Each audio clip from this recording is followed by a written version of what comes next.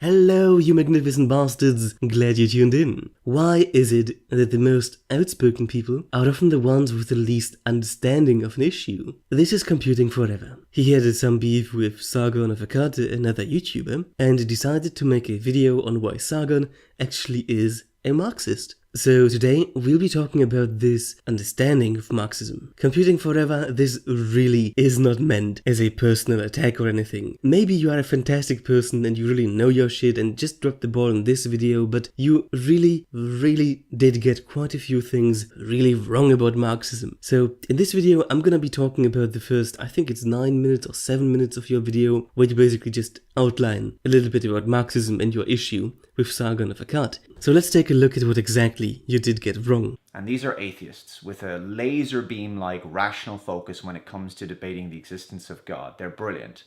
They're right up there. But they have adopted another religion by drinking the Kool-Aid of feminism. Feminism is now their religion. And I'm going to draw a similar comparison now between them and Carl Benjamin's thinking, because Carl, you are also an embarrassed believer.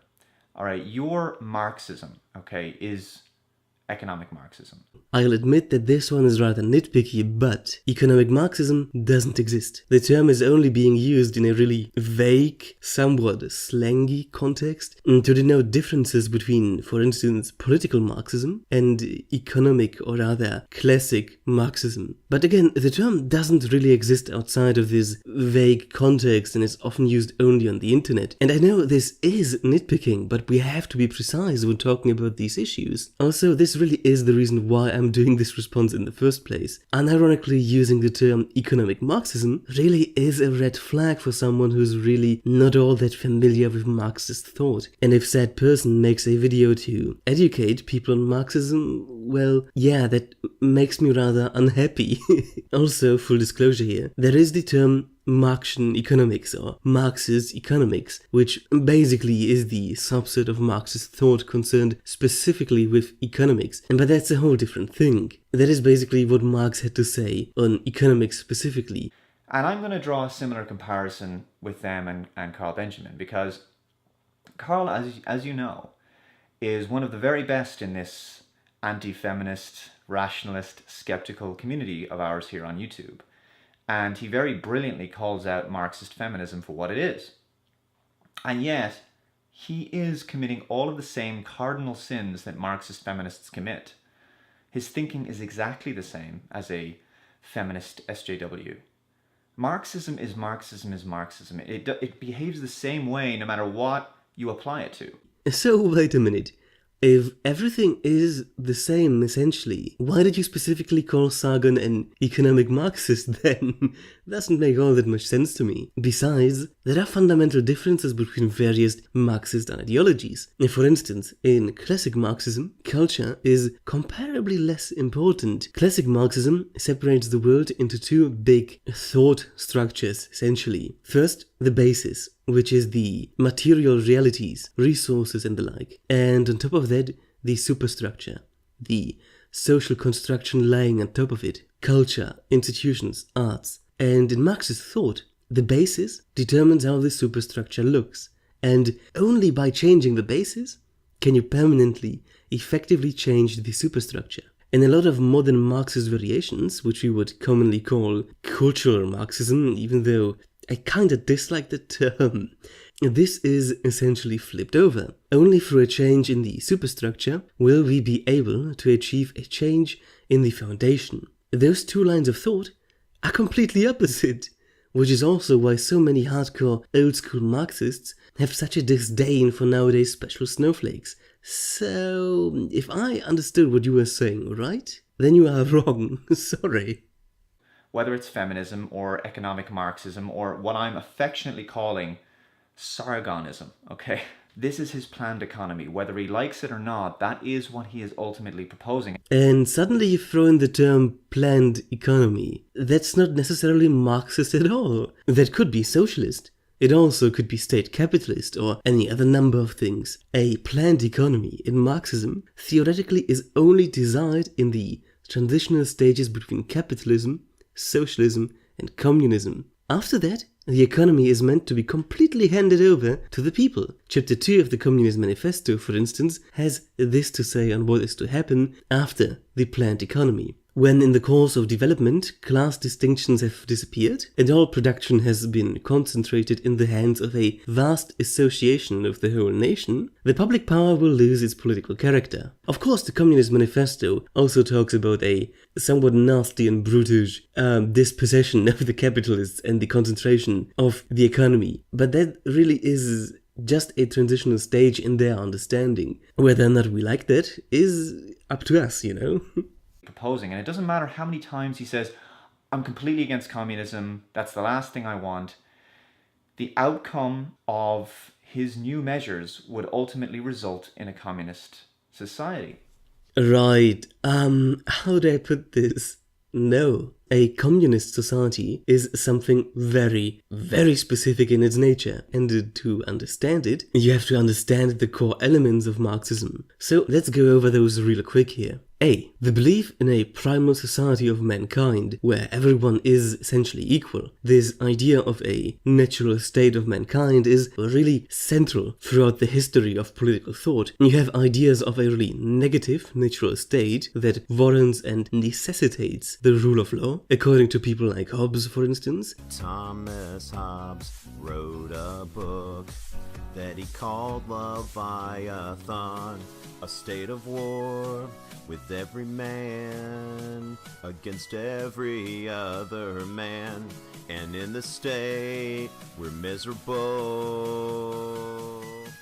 What does Hobbes say? The natural state of man is a state of war in which we would all kill each other without an absolute ruler. What does Hobbes say? Every man against every man, every man against every man, every man against every man. What does Hobbes say? Nasty, nasty, brute ashore. Nasty, nasty, brute ashore. Nasty, nasty, brute ashore. What does Hobbes say? And then you have ideas of a very positive natural state of mankind that has become corrupted by social influences over time, according to, for instance, Rousseau.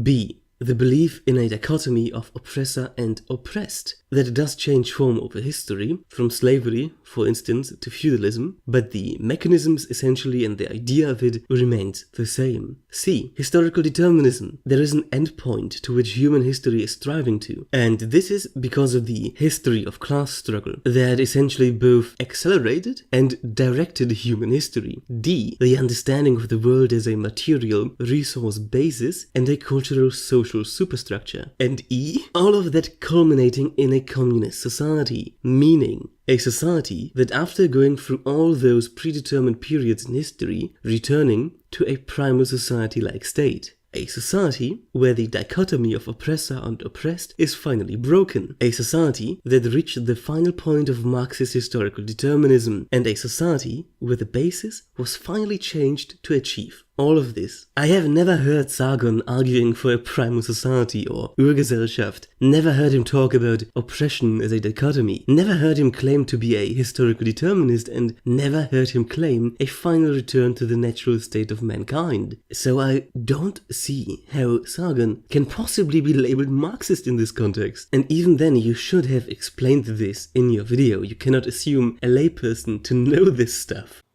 And along the way, he will draw all the same false conclusions that Marxists do. So Marxism, looks at the world and says, for example, the wealthy, the bourgeoisie, are simply oppressing the working class by dint of being wealthy.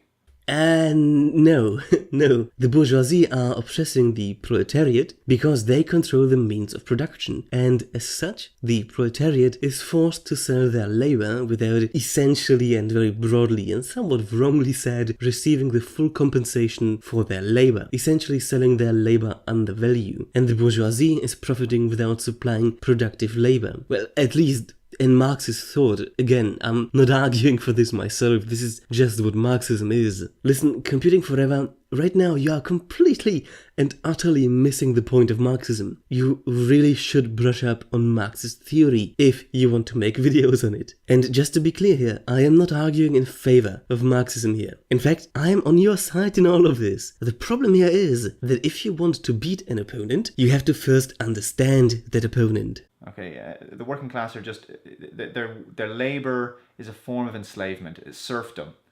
Right. Let me pull up the Communist Manifesto real quick. The history of all hitherto existing society is the history of class struggles. In ancient Rome, we have patricians, knights, plebeians, slaves. In the Middle Ages, feudal lords, vassals, guildmasters, journeymen, apprentices, serfs. In almost all of these classes, again, subordinate gradations. You are, again, completely conflating terminology and mixing everything vitally together without really making all that much sense. In Marxist theory, a serf and a member of the modern proletariat are, while being incarnations of the same phenomenon essentially, separated by a whole system in Marxist understanding, and the type of their exploitation is completely different. One is exploited by being owned, the other is being exploited by selling their labor in bad conditions. This might sound like nitpicking, but what you essentially just did was saying that a boat and a car are the same because they transport people. We have to be precise. They're being exploited, and the rich are simply profiteering. Profit is basically theft. This is exactly the same as feminists saying that all men are oppressing all women under the system of patriarchy and men have male privilege. And this is exactly why we need to be precise. No, it's not the same. One is based on labor value theory, where the capitalist is exploiting the productive labor of the proletariat. The other is based on cultural hegemony and dominance and has literally nothing to do with productive labor. They are concerned with certain hierarchical structures in society and in culture. They really don't deal at all with the exploitation of productive labor. This is what I've been talking about earlier. Marxism does not equal Marxism. And then there's a bunch of other bad ideas that come tacked on with that. You know, the belief in rape culture, the belief in the gender pay gap. I don't really know what you mean by belief in gender pay gap. Maybe you mean the belief that it's caused by sexism. Either way, just to be sure here, the gender wage gap is real. I have a video on it here, so feel free to check it out. If you can't be bothered, here's the gist of the gender pay gap. The unadjusted aggregate wage gap in the United States right now is somewhere around 20%. If you start accounting for life decisions, such as getting children or getting married, stuff like that, that wage gap shrinks to 3 to 8%, depending on paper. The more life decisions you start accounting for, the smaller the gap becomes. But to this day, there is a small one-digit remainder. The likelihood of that remainder in its entirety being caused by sexism is somewhere around 0. If you want to, I have the most up-to-date paper on the gender wage gap in the description. That's for fucking sure. It only suits Karl to argue against Marxism when it's in the form of feminism, something he doesn't agree with. But when it's something that he believes, he's all in favor of Marxism, as you can see with this tweet. All right, this is this tweet he put out just shortly after our discussion. So the tweet reads as follows: Marx's analysis wasn't wrong, his proposed solutions were. And this is exactly why I think that Twitter is a shitty platform. What part of his analysis? Are we talking about the philosophical basis of Marxism? Are we talking about Marxist understanding of wages and profits? Are we talking about historical determinism or materialism? As long as Sargon doesn't specify what exactly he means, well, tough luck, I guess. Because Marx, whether you emotionally like it or not, did make quite a few very good points regarding economics, for instance, and his understanding of social realities being the reflection of material realities arguably make much more sense than the dominant ideas of his time that basically argued the other way around. So I really don't see where the problem here is. Just because someone says that something you don't like has something good about it doesn't mean the person is what you don't like. I mean, in the end, even the Islamic State can have a good point. Even Hitler can have a good point. So having this emotional, ideological reaction to someone defending something that Marx might have done well, I don't think that's a good idea, man. I think you can do better. So taking the first part of that, they were absolutely wrong. I mean, with all Marxist analysis, people have the causality ass backwards. They look at the end product and they believe that this entire system must have been as a result of some sort of manipulation, some sort of exploitation of somebody. This is all set up to look this way. Okay, man, I get that you might not be versed in depth about Marxism, but in almost all classic Marxist frameworks and in what is called orthodox Marxism, which basically is the agreed upon doctrine of the socialists at the Second Internationale, the base determines the superstructure, period. Right now, you have your interpretation the wrong way. While the superstructure does influence the basis, the material realities, the base determines the superstructure. This is absolutely central to Marxism, and if you miss this point, I think you are completely missing the point of Marxism. The rest of the video then deals with the stream with Sargon that triggered all of this in the first place, and if you want to, it's linked in the description. I really wanted only to deal with the first, I think, 7 or 9 minutes, the beginning essentially where Computing Forever is talking about Marxism, because I think that really needed clarification, because again, you cannot expect a layperson to know all of this, and if you give them those wrong information, then yeah, dude, I don't think that's a good idea. So, Computing Forever, I understand and appreciate what you are trying to do, and I bet that you actually are a sensible, decent person, so please don't take this video as a personal attack. I just think that you really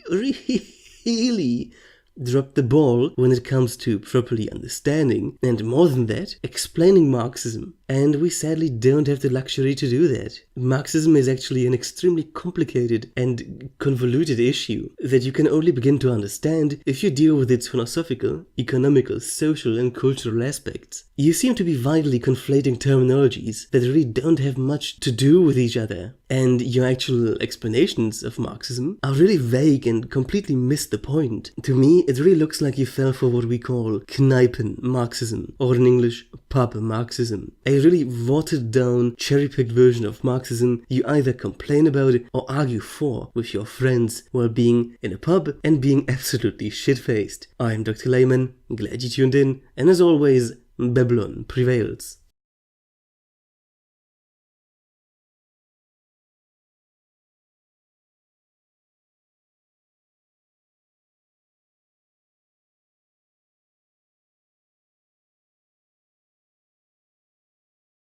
This is a shallow, superficial analysis of a situation.